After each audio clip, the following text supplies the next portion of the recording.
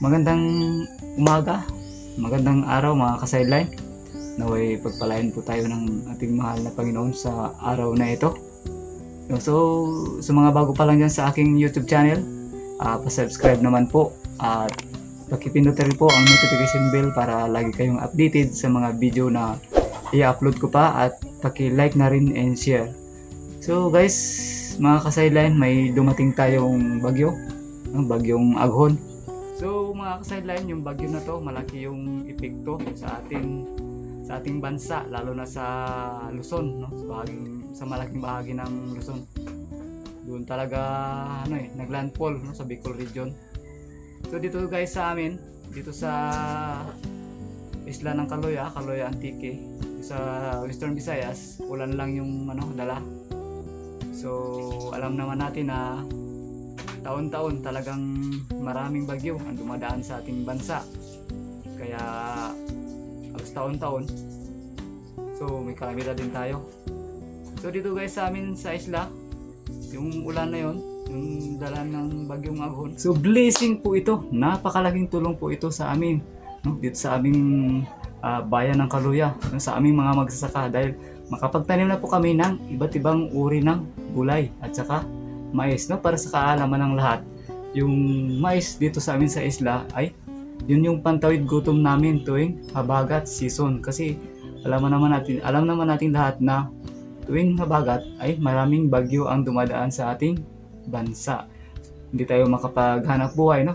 Katulad dito sa amin sa isla, yung hanap buhay namin ay pagkukopra, pangingisda, no? Alam naman natin na tuwing umulan, hindi tayo makapagkopra. Tuwing may bagyo, di tayo makapagpangisda. So yun guys, yung mais, yun yung pantawid gutom namin at saka mga gulay, no? Yun yung sideline namin at sideline ko, no? So yun ay napakalaking blessing sa amin ang ulan. So guys, so ngayong araw, yun yung sideline ko. Magtatanim tayo ng mais at saka iba't ibang uri ng gulay, no? So yung pagkunan ko ng video ay yung mais lang, kasi yung taniman ko ng gulay ay nasa bundok, medyo malayo. Yung mais nandito lang sa tabing dito lang malapit sa bahay.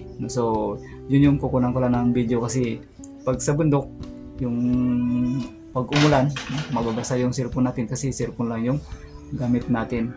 So guys, tara, samahan niyo ako. So yan guys, yung aking inihandang binhi ng mais.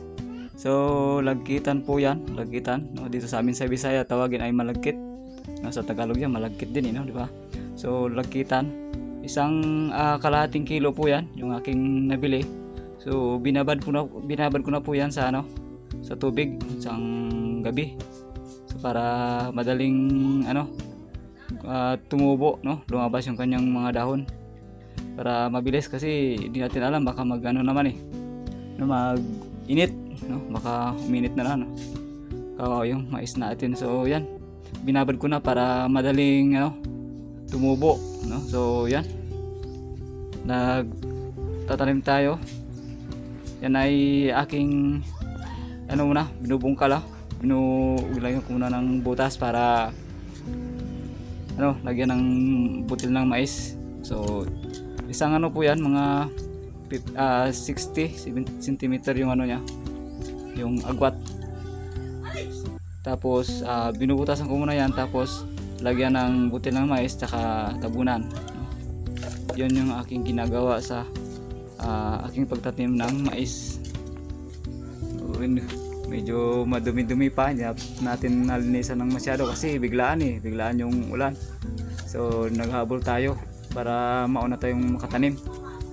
Ayan. So mga ka-sideline, so sa mga manonood ko dyan, kung nagustuhan man ninyo ang aking video, sana mag-subscribe po kayo sa akin. Sa karon dumami po ang ating subscriber. Bakbak na short. Ayan. So mga kapwa po magsasaka, na nag-advise sa akin, salamat sa inyo. So yan guys, ang aking munting taniman ng mga 30 meters, no? 10 by 30 meters yung lapad niyan, no? Pero sa bundok dun guys, sa Talokan, medyo mas malapad, kasi mga 2 kilo yun eh. 2 kilong bini.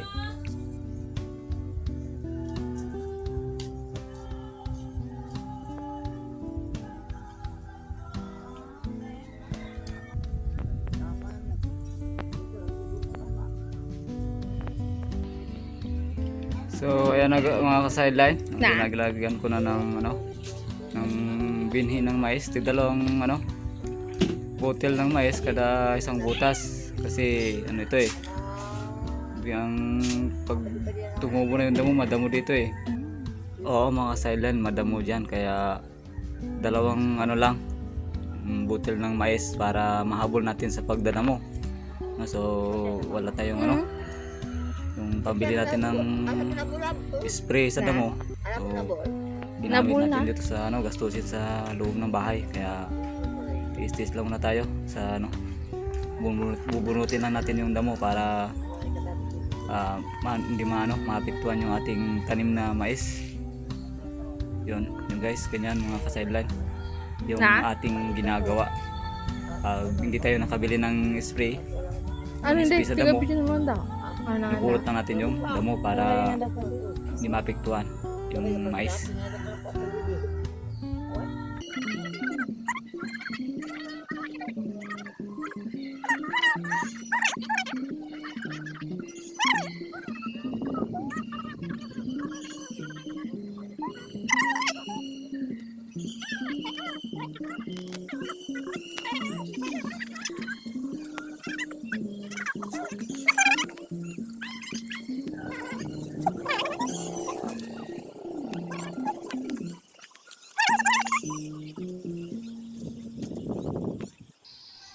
Ayan na mga ka-sideline, unti-unti na nating tinatabunan yung mga butas na nalagyan natin ng botel ng mais, yung binhi.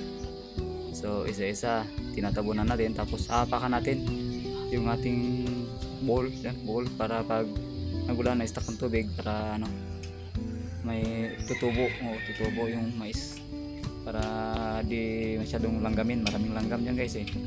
Pag magtuyo, init yung langgam, kinakain nila yung mga tanim natin ng mais.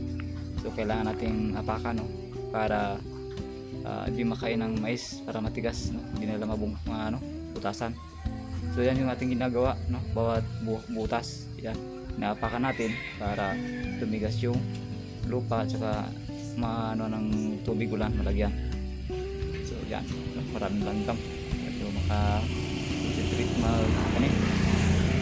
Maraming langgam. Sa ibang magsasaka naman, ibang style din yung ginagawa nila para mahalagaan, mabantayan yung kanilang tanim na mais. Talagang ang Pinoy madiskarte talaga pagdating sa paghanap buhay. Basta yung sa lang, legal, yung hindi masama. Kasi masarap mabuhay pag wala kang ginagawang masama sa iyong kapwa, lalo na dito sa Pilipinas. Napakabait po ng mga kapwa natin Pilipino. So ayun mga ka-sidelines, salamat sa aking mga suporta. Salamat sa pagsama sa akin sa aking video, So update ko na lang kayo guys sa susunod ko na na video, yung makita na natin na tumubo na yung mais, May video tayo. So, update tayo. So salamat sa mga taga-suporta ko. Bye-bye.